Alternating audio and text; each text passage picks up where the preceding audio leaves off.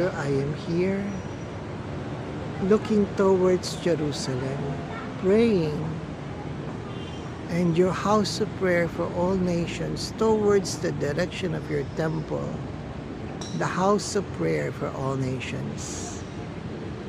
Lord, come this May 2025, an election will be in the Philippines, an election of mayors, congressmen, and even senators and councilors. Lord, I know that our election is somewhat corrupt, and it is controlled and manipulated by man for sale to the highest bidder.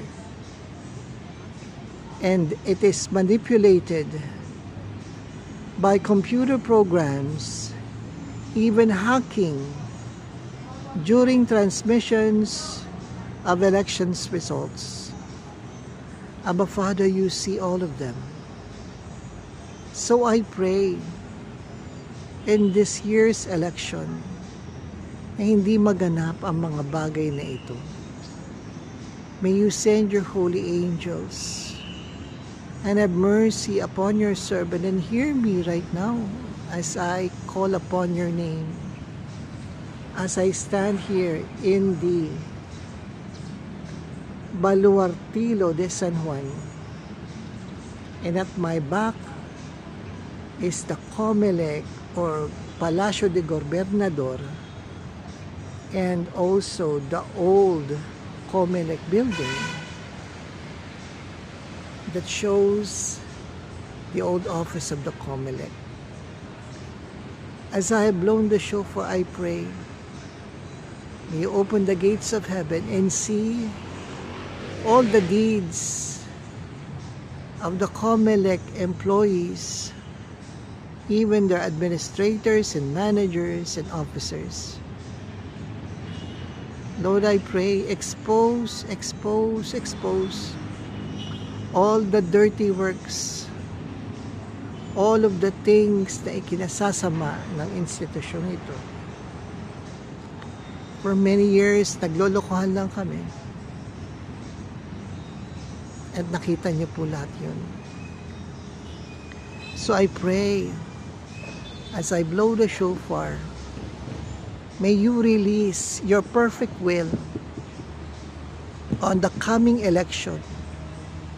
Ang manalo ay ang inyong mga pinili, because you are the one who rules and reigns.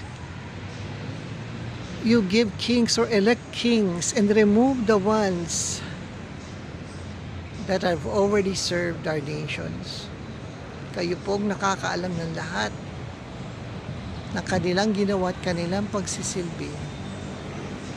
You are the great judge. So I pray, may you judge the leaders of the land, O Lord our God Almighty, and elect righteous leaders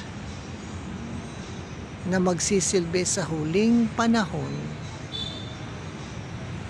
Kayo po ang Diyos at wala ng iba, at nakakaalam ng ang destiny ng aming bansa. So I lift up everything to you. For you are my God, and there is no other. You form light and create darkness. You make peace and great disaster. You alone do all these things.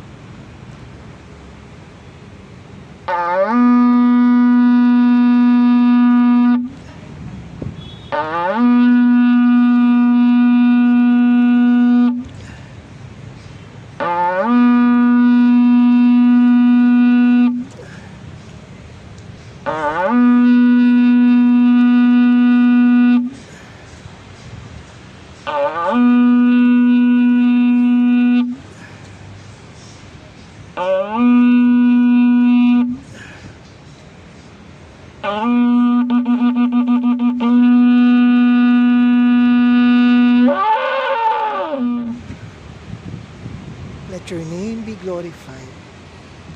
Let your name be magnified. Hodula Adonai kitov kili ulam chasto. Hodula Adonai kitov kili ulam chasto. Hodula Adonai kitov kili ulam chasto. I give thanks unto you, O Lord, for your grace and your mercy has endured forever.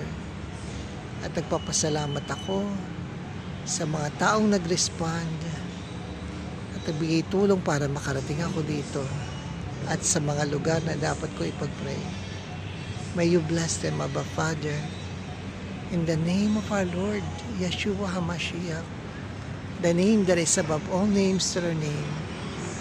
In the name of Yeshua Anasri, Jesus of Nazareth, Or HaOlam, the light of the world, Kvod Israel, the glory of Israel, Ari Yehuda, and the Lion of the tribe of Judah. Amen.